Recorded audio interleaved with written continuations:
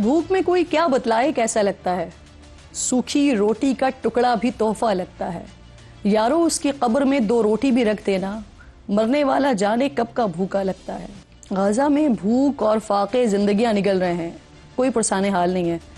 छोटे छोटे बच्चों के जिस्म पर खाल और हड्डियों के सिवा कुछ दिखाई नहीं देता। 10 साल का बच्चा शदीद ग़िज़ाई क़िल्लत के सबब 4-5 साल का बच्चा लगता है। गाजा में पहले जो वालिदैन इसराइली गोलाबारी में शहीद होने वाले अपने बच्चों को नन्ही नन्ही कब्रों में उतार रहे होते थे, अब वही माँ और वही बाप अपने बच्चों को अपने सामने भूख से तड़प तड़प कर मरता देखने पर मजबूर हैं। पनागुज़ीन कैंप्स में कहीं कोई माँ एक गिलास दूध तलाश करती हुई दिखाई देती है ताकि हफ्तों से भूखे अपने बच्चों को कुछ घूंट पिला सके ताकि वो जिंदा तो रह सके। तो कहीं कोई बाप, भाई, बेटा अपनी भूख और प्यास भुलाकर घर में मौजूद बिलखते सिसकते छोटे छोटे बच्चों को मुट्ठी भर ही सही खुराक मयसर करने के लिए मुख्तसर इमदादी कैंप्स में एक रोटी के लिए शदीद तगोदौ करते हुए दिखाई देता है। सूरत हाल नाज़रीन इस कदर बदतर है कि कई बीमार फ़लस्तीनी इस वक्त बीमारी से पहले भूख के हाथों मौत के खदशे से दो चार हैं। सेव द चिल्ड्रन की एक ओहदेदार ने बताया कि कुछ बच्चों ने उनसे कहा कि काश हम मर जाएं ताकि जन्नत में जाकर खाना तो खा सकें। बीबीसी से बात करते हुए वालिदैन ने कहा कि बहुत से बच्चों को ये तक नहीं मालूम कि सब्जियों और फलों का जायका क्या होता है। जानवरों से भी बदतर दरिंदे इसराइल ने अहले गजा में कई माह से इमदाद के दरवाजे बंद करके भूख को मौत बांटने के लिए छोड़ दिया है। अब तो अक़वाम मुत्तहिदा के हिमायत याफ्ता ग़िज़ाई तहफ़्फ़ुज़ की निगरानी करने वाले इदारे IPC ने भी पहली बार गजा में कहत की बाज़ाब्ता तौर पर तस्दीक कर दी है। Integrated food security phase classification इन्होंने इस कहत को 5वें दर्जे का कहत करार दिया है, जिसका मतलब यह है कि गजा में हालात बदतरीन सतह पर पहुंच चुके हैं। साथ ही आने वाले दिनों का जो जायचा बनाया है, सूरत हाल मजीद बदतर होने की पेशगोई करते हुए बताया है कि कहत की ये सूरत हाल सितंबर के आखिर तक फ़लस्तीन भर में फैल जाएगी और ये कहत फ़लस्तीन के तकरीबन 2/3 हिस्से को अपनी लपेट में ले लेगा।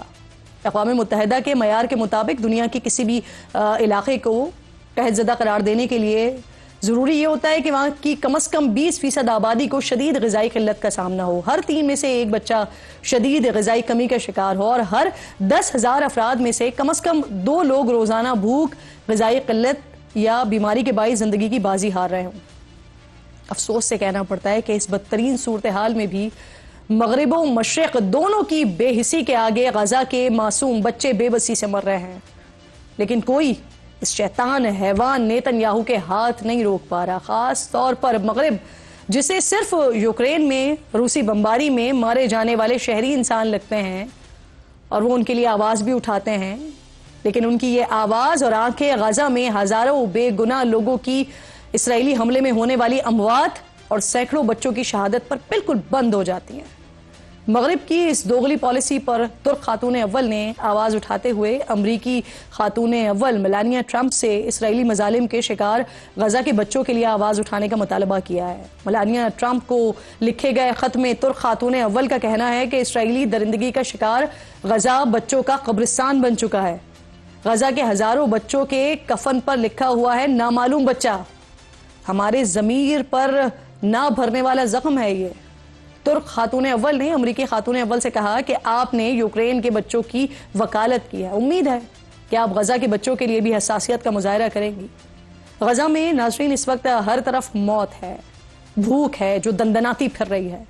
मशरिक़ से लेकर मगरिब तक हम सब अल्हम्दुलिल्लाह पेट भरकर खाना खा रहे हैं, जबकि उधर एक निवाला भी अहले गजा के लिए महाल हो चुका है।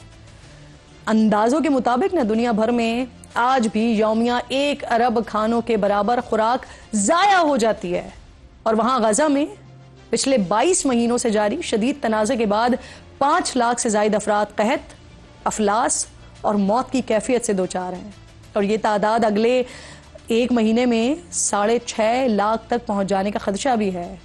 IPC के अंदाजों के मुताबिक अगर मौजूदा सूरत हाल जारी रहती है तो अगले 9 महीने में गजा के 5 से 6 साल के उम्र के 1,32,000 बच्चे शदीद तरीन ग़िज़ाई क़िल्लत का शिकार हो जाएंगे। साथ ही امدادی ادارے نے فوری طور پر غزہ کے 25,000 نومولود بچوں اور 55,000 حاملہ خواتین کی زندگیاں بچانے کے لیے فوری طور پر غذائی امداد کی ضرورت پر زور دیا ہے۔ 2 سال سے جاری اسرائیلی بربریت کے دوران 62,000 سے زائد فلسطینی شہید ہو چکے ہیں، جن میں 19,000 جنازے ان معصوم فلسطینی پھولوں کے تھے جو کھلنے سے پہلے ہی مسل دیے گئے ہیں۔ دوسری طرف اسرائیل کی طرف سے غزہ میں امداد روکے جانے کی وجہ سے ہونے والی غذائی قلت سے اب تک 300 سے زائد افراد موت کا نوالا بن چکے ہیں، جن میں سے 120 کے قریب وہ بچے تھے جو بھوک کے آگے زندگی ہار گئے، جبکہ غزہ کے مزید سینکڑوں بچے ناچتی ہوئی بھوک اور موت سے بھیک مانگ رہے ہیں زندگی کی۔ اسرائیل سے یقیناً اس بدترین ظلم کا سوال تو ہوگا، یہاں نہیں ہوگا تو اگلے جہان میں تو ہوگا، لیکن کیا مسلم حکمرانوں سے کوئی سوال نہیں ہوگا؟ کیا وہ بے حساب رہیں گے؟ ہرگز نہیں۔ اب بھی وقت ہے، جاگیں۔ کم از کم جن ممالک کے سفارتی تعلقات اسرائیل سے قائم ہیں وہ تو منقطع کریں پوری طرح۔ اسرائیل سے ہر قسم کی تجارتی جو معاہدے ہیں اسے تو معطل کریں۔ یاد رکھیے کہ ہاتھ نہ روکنے والے بھی کل اسی صف میں کھڑے ہوئے نظر آئیں گے جہاں آج اسرائیل کھڑا ہوا ہے، جہاں آج نیتن یاہو کھڑا ہوا ہے۔